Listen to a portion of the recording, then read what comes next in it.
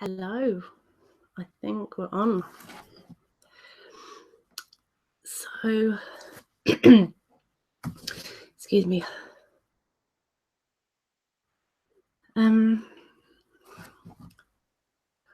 Okay, I just want to first off apologise to anyone who wanted to catch this live who is now watching the recording of this at some later point on YouTube. I will always do it again in the future. So, if you missed this one, then you can try again next time. I'm sorry these are so random that there's no warning or anything. And I'm also sorry I haven't posted a video this week.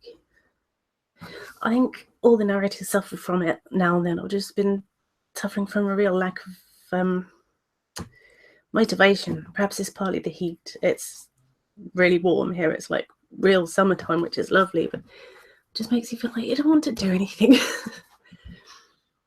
And on that subject, how's your bank holiday weekends going?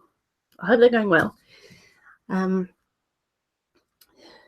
I've got a light on in the background because otherwise you wouldn't be able to see me. Just be completely in the dark, just this weird face.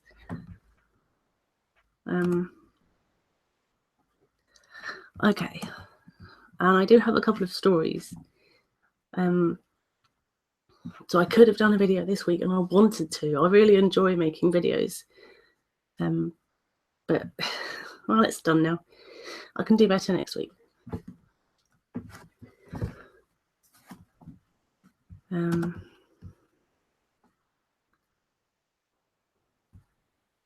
Okay.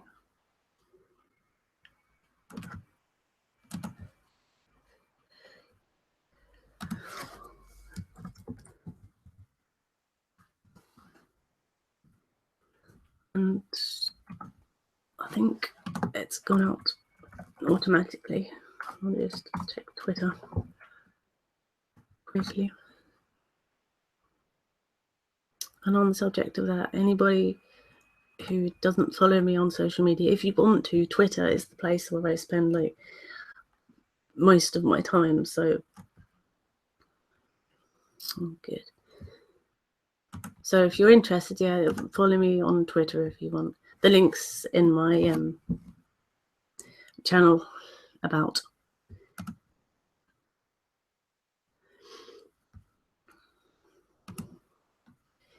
Okay, so I'm just gonna read the first story then. This is an interesting one. It's called Haunted by a Doppelganger Spirit.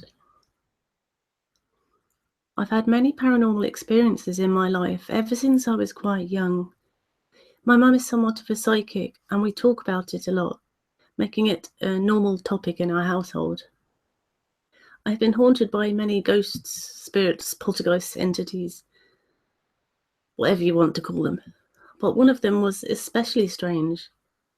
It started with my mother and I taking notice of a couple of new entities in the house.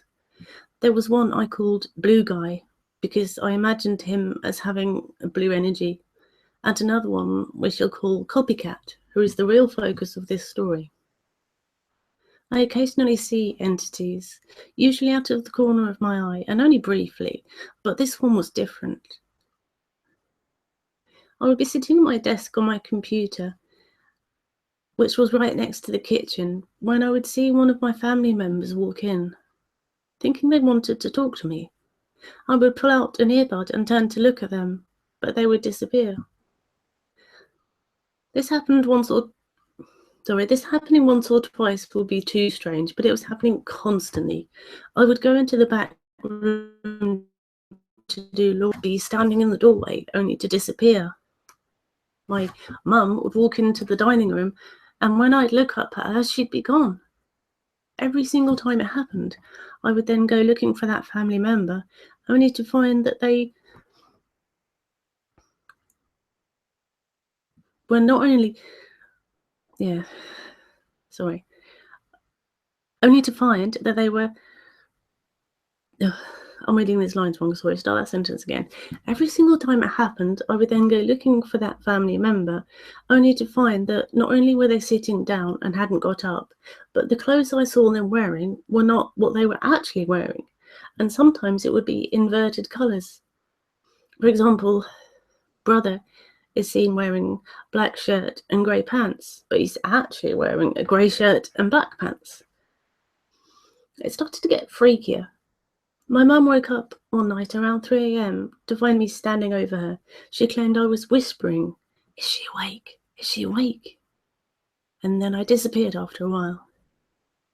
What frightened my mother is that I wasn't even home that night. I was sound asleep at a friend's house, a 30-minute drive away.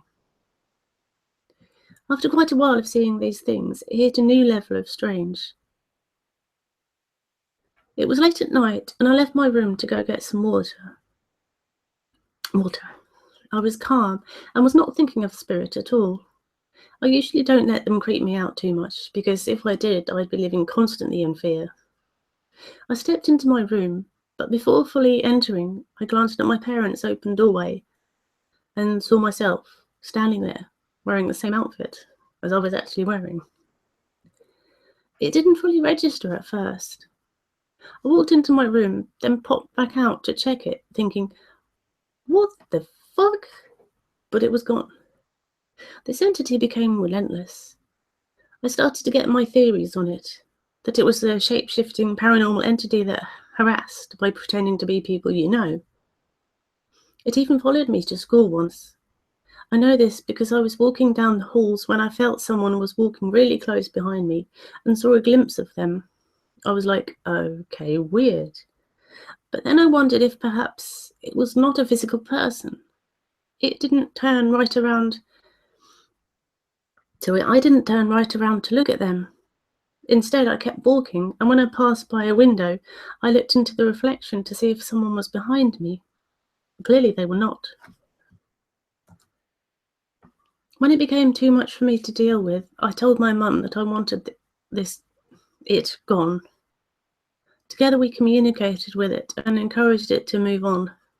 I recall asking it why it was behaving this way towards me, and got a response can't even get the words out. I got a response along the lines of, "I don't know, what else do I do?" So I was like, "I don't know, chill maybe." And I'm not sure this makes sense, sorry. And it was like, sorry, I was reading the wrong line again. That's why it didn't make sense. Okay, so I was like, I don't know, chill maybe? And it was like, oh, yeah, I guess. And my mum banished it. I apologise if the dialogue seems insincere. Talking with ghosts and stuff is more of a feeling than actual words, so I had to sum it up the best I could. After that, we had no more issues with this entity. That was all, but I appreciate the experience and wanted to share it because I think it's strange. Could this be the source of all doppelgangers, or is it just this one instance of a doppelganger-like event? I'm not sure, but I hope my contribution helps with the theorising where doppelgangers originate from. So, that's the end of that story. Let's say, fascinating one.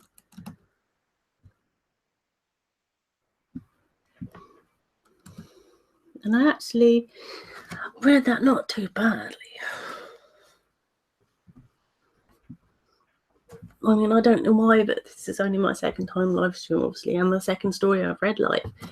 But I do, out of those two, I've done way better than all the recordings. When I record, well, if you narrate anything yourself, you know what it's like. You make a ton of mistakes, but with this is the best, first time readings I've ever done.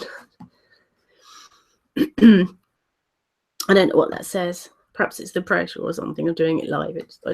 In here, in my head, I just want it to be perfect. So perhaps it says I should read more live.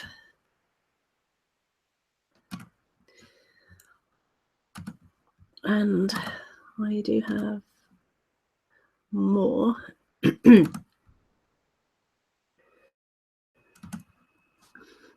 think I'll just read the stories that I've got that I was going to put in a video this week instead of doing that. Excuse me, why did I have a drink? My hands are sweaty, I can't even get my flask open.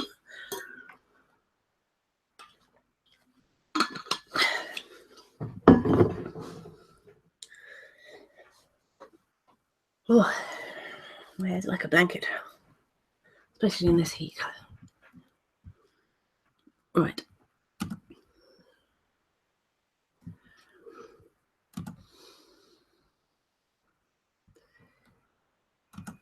Okay.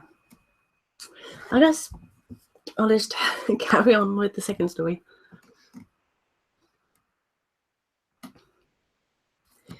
Creepy domestic violence hotline caller.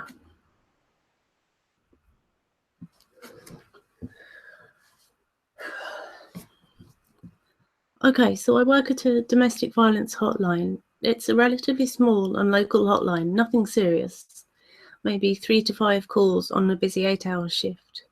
We usually only answer calls from within our county, but we do get a couple of calls here and there from other states. So the person I'm going to tell you about is a repeat caller. He goes by Jim, John, Joseph, George, Gregory, and Jonathan.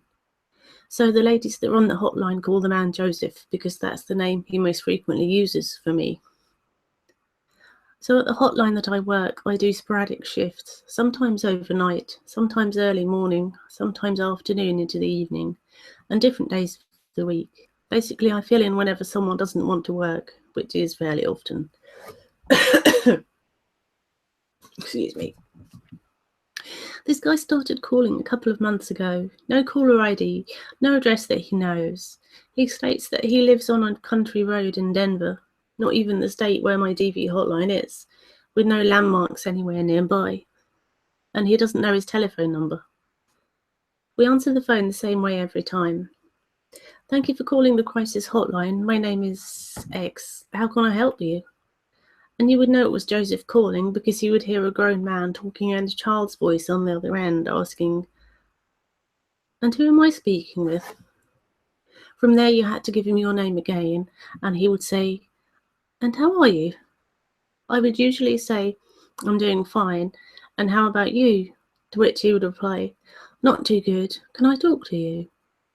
Now, I already know how this conversation goes, but I will lay it out here for the readers. Me: "Sure, what's going on?" Joseph: "Well, my parents are downstairs, fighting." Me: "Are you in a safe place?" Joseph: "Yeah, I'm upstairs in my room. The police are on their way." Me: "Oh, okay. Did the 911 dispatcher ask you to stay on the line?" Joseph: "No, I called my aunt and she's called the police for me. They are on the way. Is it okay if we talk?"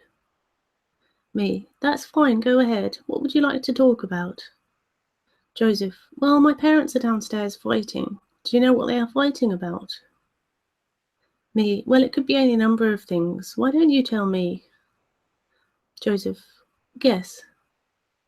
Now the conversation seems normal up to this point.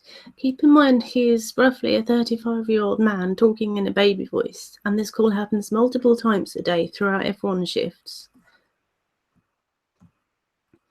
Me: "Please, Joseph, just tell me what they are fighting about." Joseph: "Well, my dad came home late and my mum had made dinner, but my dad didn't like what she made. Guess what happened then?" Me: "I really don't like to guess. Please tell me." Joseph: "Well, he threw the plate. I heard it smash against the wall. Guess what happened then?" Me: "Please tell me. I don't like to guess." Joseph: "Well, then my mum told me to go upstairs because they are going to get into it. What do you think that means?" Me: "That could mean a number of things. Are they yelling at each other?" Joseph: "Yeah, my dad is really getting into my mum. What do you think that means?" Me: "I don't know." Usually sometime around this point, Joseph will quickly cut off the conversation and say, "I have to go. I'll call you back." Now, I found that when I try to offer resources, which is what our hotline is mainly for, he generally gets frustrated and says he has to go sooner, leaving me with more time to answer calls that are a higher priority and do other work around the call centre. My co-workers and I have started an email chain, and one of my co-workers, Flo, works overnight and talks and has talked to him extensively. She says that he sounds mentally ill, and she has been discussing coping mechanisms with him. She states that she has never encountered anything malicious, and whenever she stated that she is uncomfortable, he backs off. I take what she says to heart and begin to believe that Joseph is not terribly harmful or out to bother us. He genuinely wants help. So the next time he calls, I clear up my work and begin to talk to him more in depth. He goes over his usual story. His parents are fighting. His dad threw the plate at his mum. It smashed against the wall. And once I ask him if his mum is safe, he states that yes, she is. This is an agreement that she has with his dad. At this point, I'm very confused because Flo hasn't mentioned anything like this. It's usually just aggressive fights, and occasionally Joseph hears his parents having sex, which Flo tends to say. What do you mean they have an agreement? Joseph: well, my mum agreed to fight with my dad because it gets him turned on. What do you think that means? Me, flustered. Sometimes people consensually agree to do things. Do you think that they are doing this safely? Joseph: yeah, after my dad yelled at my mum, he ripped off her clothes. Guess what she was wearing? Me, hoping for the best at this point. Sweatpants? Joseph: no, it was like silky material. And guess what she was wearing underneath? Me, Joseph, I'm beginning to get uncomfortable. Can you either tell me or change the subject? After much resistance, Joseph continued to tell me the story of how his mother was wearing lace underwear. And guess how he knew? Because his dad had ripped it off her as she was coming upstairs while they were French kissing, and then his dad went on top of his mum. Guess how he knew? Because they were in front of his bedroom door, and they were naked, having sex and kissing. Apparently Joseph's girlfriend was there with him, and this turned her on. He then asked me how he knew she was turned on. He then asked me how he knew she was turned on. Me, well, sometimes certain things make people sexually excited. Maybe this is a conversation you should have with her alone. Joseph, well, she told me that she was wet. What do you think that means? Me, as I said, sometimes certain things make people sexually excited. You should probably talk to her about this in a safer environment. Is there any way you can get out of the house? Or maybe give me your address so I can call 911 for you?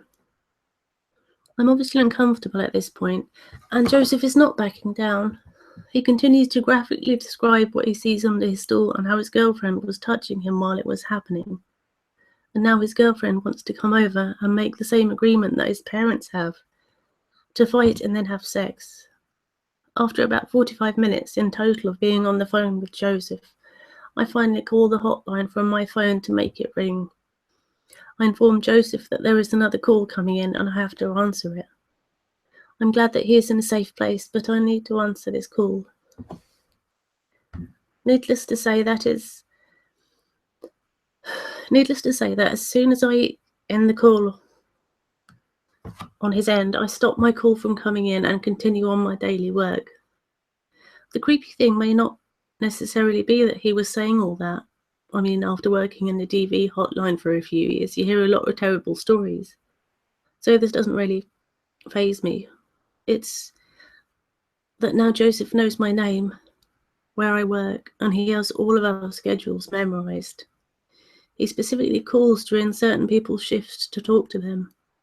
Whenever I cover Flo's overnight shifts, I always get at least 3 calls from him. If I cover another friendly co-worker's shift, he'll call. He doesn't call the daytime shifts often because they're usually busy with other work and are unable to entertain him. I have since stopped using my name on unmarked calls.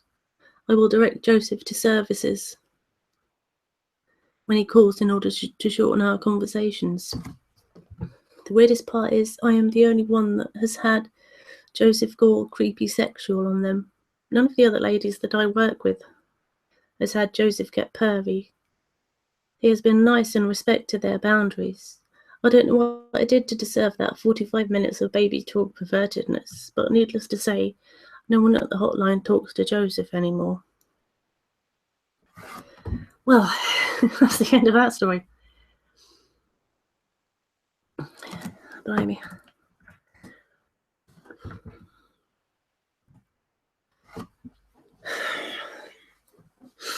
Sorry, by the end of that, I was like squinting at the bottom. I don't know why. I don't need glasses, not yet. My eyesight's not that bad.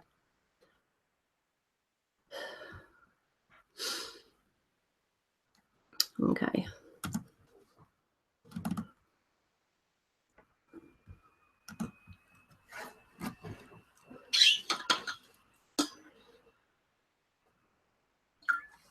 I didn't have the drink. I've got my hair down because I look better with my hair loose, but it makes me so much warmer. It's like a blanket just down here. My hair's so long.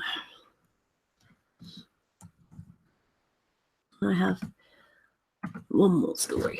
So I'm doing, you're getting squinting at the bottom of my screen. I don't know why, because the story is like taking up all of it. Ugh.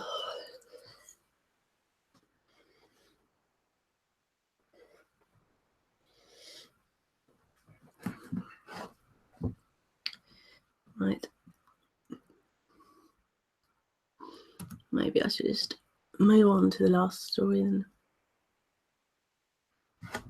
Oh, I'm only sitting still and I'm so warm. It's my hair. It's my hair that's done it.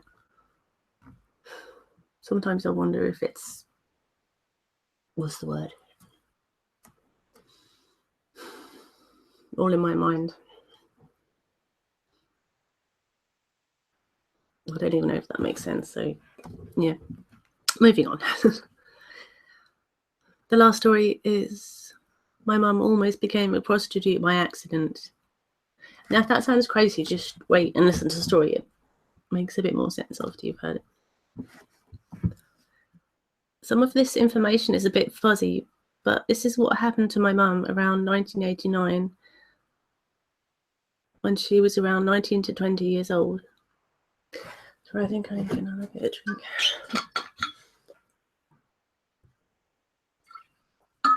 Don't worry, it's only water.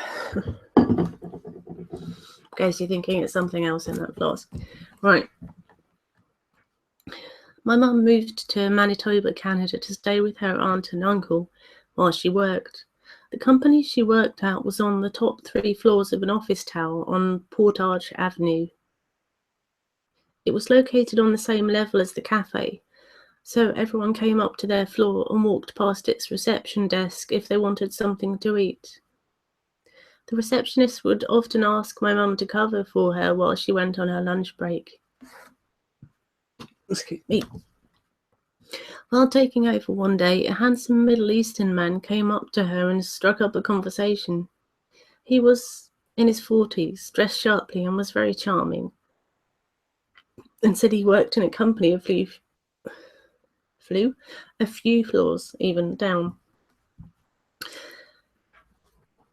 Sorry, my stomach's very sensitive after I have just a tiny bit of water. Apparently, I get a bit gas, so I apologise for that. So, he was around 40, dressed sharply, and was very charming, and said he worked in a company a few floors down. He commented on how attractive she was and asked if she wanted to do any modelling for his company. He handed her his business card and left. She was not sketched out by the guy because he seemed so normal, but asked both her mum and aunt what she should do. So there's too many mums in this story. Confused me for a second there.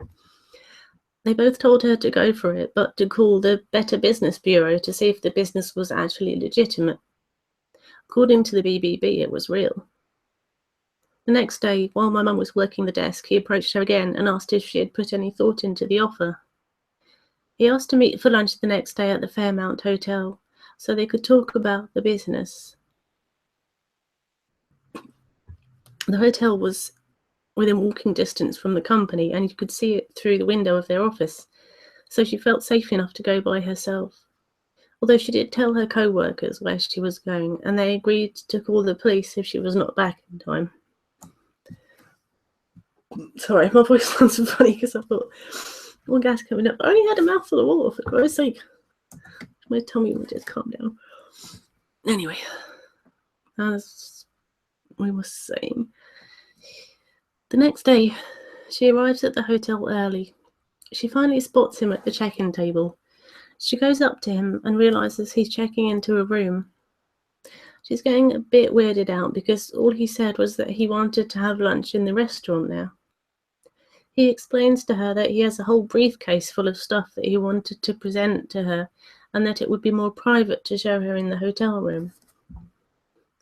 After a bit of arguing between my mum and him, he finally persuades her to go to the room. The check-in staff look a bit skeptical when he handed... So there's too many hymns. The check-in staff looked a bit skeptical while he handed him the key. They get in the elevator, and that is when she realizes he doesn't even have a briefcase, and it wouldn't be in the room already because he had just checked in. Instead of getting the hell out of there like a normal person would, she follows him to the room. She takes the chair by the window while he lays down on the bed with his arms crossed behind his head. He can tell she is uncomfortable, so he asked her what her dream car was and said she could afford it in a few months by modelling for him. He said all she would have to do was wear different kinds of clothing and lingerie and stand in separate partition rooms while buyers from all around the world would bid on the outfits. In brackets, or bid on her, ... After his spiel on the company, he asks her to take her clothes off so he can see her body because she needs to have a good figure to be able to model. Again, she's iffy, but he persuades her to get undressed in the bathroom and walk out in a towel so he can get a good look at her. While she is in the bathroom, she hears him talking in a different language and laughing on the phone. She walks out in her towel and he tells her to do a spin while he's still on the phone, but she gets freaked out and runs back into the bathroom to get dressed again. She opens the door and bolts out of the room. He stands up and watches her run down the hallway, but luckily doesn't follow her. She tells her co-workers all about it, but she does not call the police because my mum was so embarrassed that she was dumb enough to do all of that for him. Excuse me. A few days later, whilst walking into work, she sees a bunch of cop cars surrounding the building. She later finds out by a co-worker that the guy was arrested for solicitation of prostitution. I think that's what he was charged with. She was freaking out that she would get into trouble for getting into that situation, but the officers never asked her to come in for questioning. 2 weeks later, while walking to her parked car in a back alley, she saw him sitting in his car watching her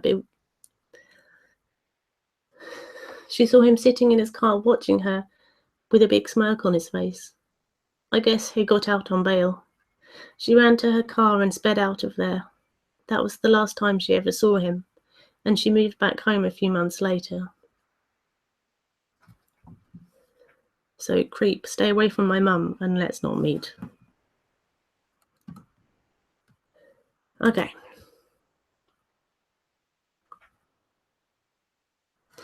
Well, that's the final story. Hi, Alex. Your English is fine. Thank you for your compliment.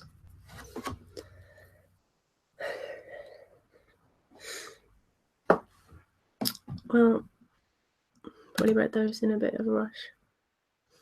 I don't even know how long I've been streaming for. About half an hour. Okay. That was quick. I've had 3 stories. I read them in the space of half an hour.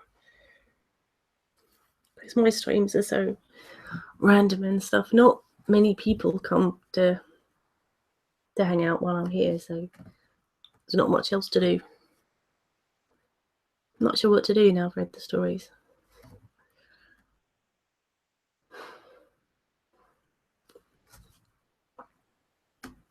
I could just randomly ramble on about stuff, but it wouldn't really be related. And I'm not the best conversationalist. I don't know. I don't want to end it because it seems way too short. But it's like I've done everything I have to do.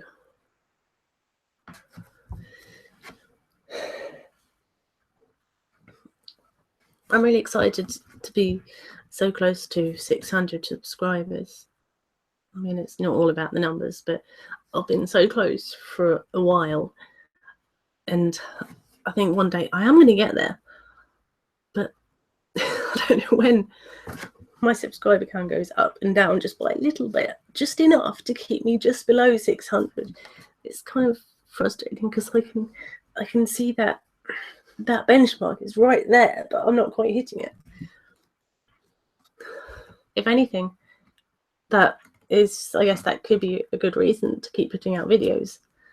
Because this week I've just fallen behind completely, and I apologise for that.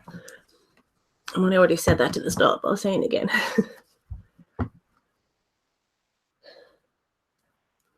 But it's kind of exciting just to be so close to that,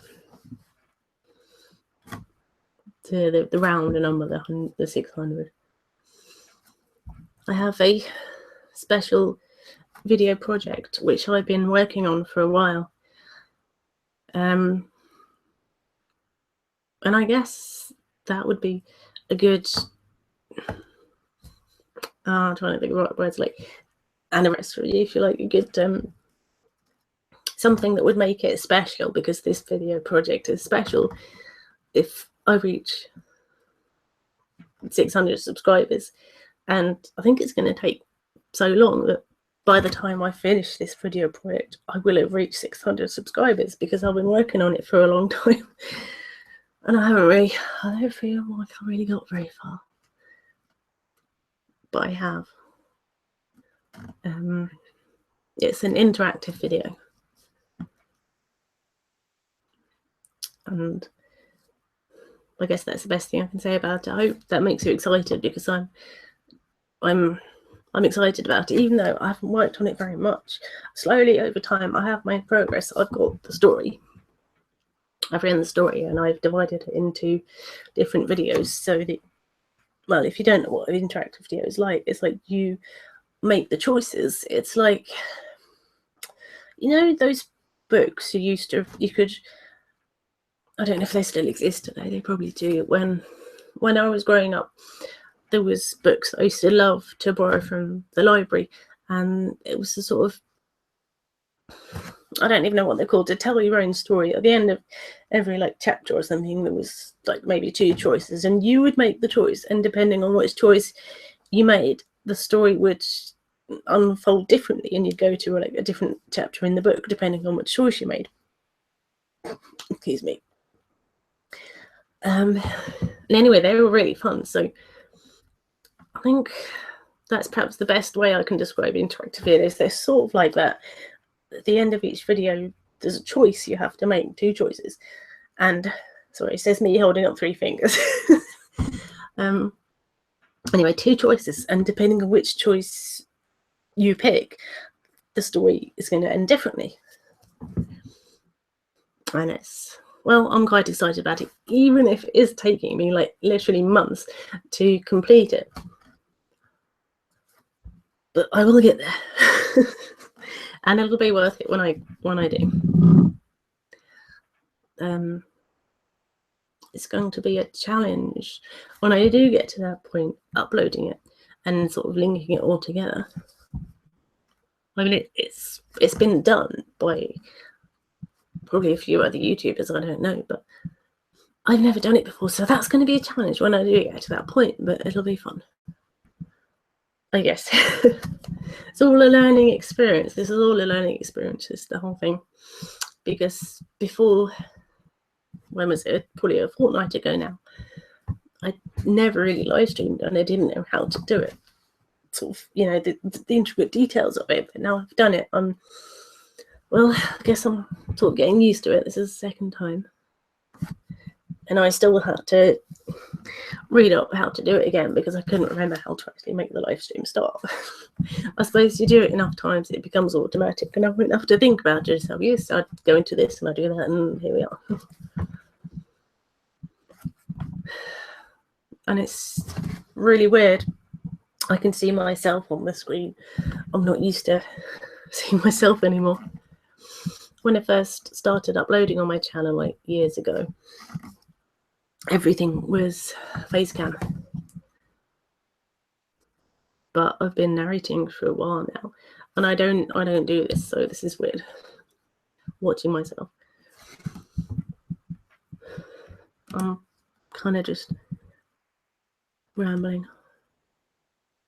No, I'm not from the USA. I'm British. If my accent doesn't give it away, the stories I read are often from Americans, so the language, the English is American. I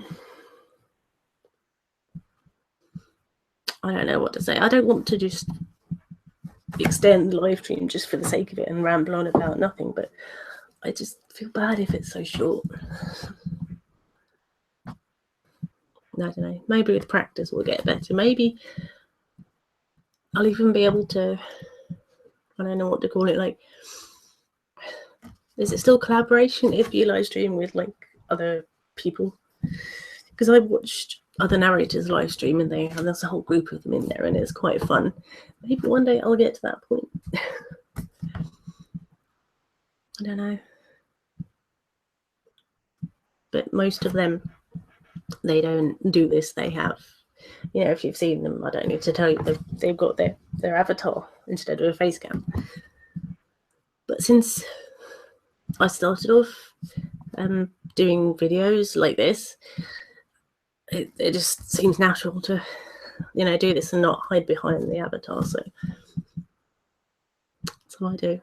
And I've left a lot of my older videos up on the channel because even though I'm all about narrating and telling stories now, when I started, I didn't really know what I was doing. So there was sort of a journey up to this point, a slow progression and improvement in various areas. So I've left a lot of the videos up because it tells my story, if you like. It shows the journey up to this point.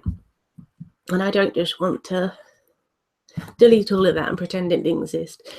Even though I would like to do that with my first ever upload. If you haven't seen it, you can go back and try to figure out why I'm so embarrassed about that if you want to. But just for the sake of truth and honesty, I've left that out because that is my first upload. It kind of makes it special. And as much as it embarrasses me and I would like to take it down, I've left it just for, you know, just for the sake of it, because it's my first and I wouldn't feel right if I did delete it.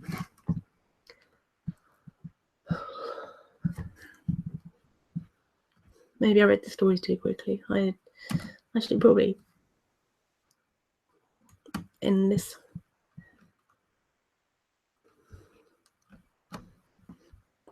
Maybe with time I will have more to say and I'll be able to extend it. And as I say, maybe I guess collaborate, because that's the only word I can think of to describe, with other narrators, so that it's not just me talking to myself, or, you know, there are people here, but I feel like I'm talking to myself. And we, you know, we can have a conversation and stuff, because that's more fun. So I guess I'll leave it there. I hope this was enjoyable, and as I said, these are the best narrations I've ever done when I do it live. I don't know what makes the difference. Excuse me again. Perhaps that's a bit nervous. I don't know. I don't normally get, you know, gas that bad after drinking water. Perhaps it's partly nerves. I don't know. So yeah, I don't feel nervous, but because this is only my second time live streaming, there is a little bit of that there. So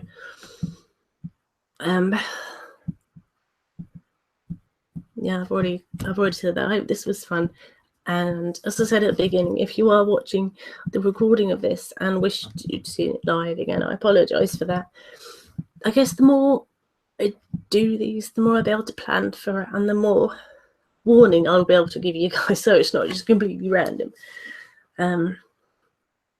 So if you want to hear any warnings that I may do in the future, I mean, I will do at some point in the future, but I don't know how soon, then follow me on Twitter. I guess that's the social media platform where I spend most of my time when I'm not on here. So I just don't know how to end it. I've got the outro that I normally have, but that's not really verbal, is it? So I'm not really ending. I haven't done videos like this for a while, so I don't know how to end it, even though I never did. I guess all I can say is bye. I hope the rest of your bank holiday weekend is fun, and I hope it's nice and warm where you are, because I think the summer's like the best time of year.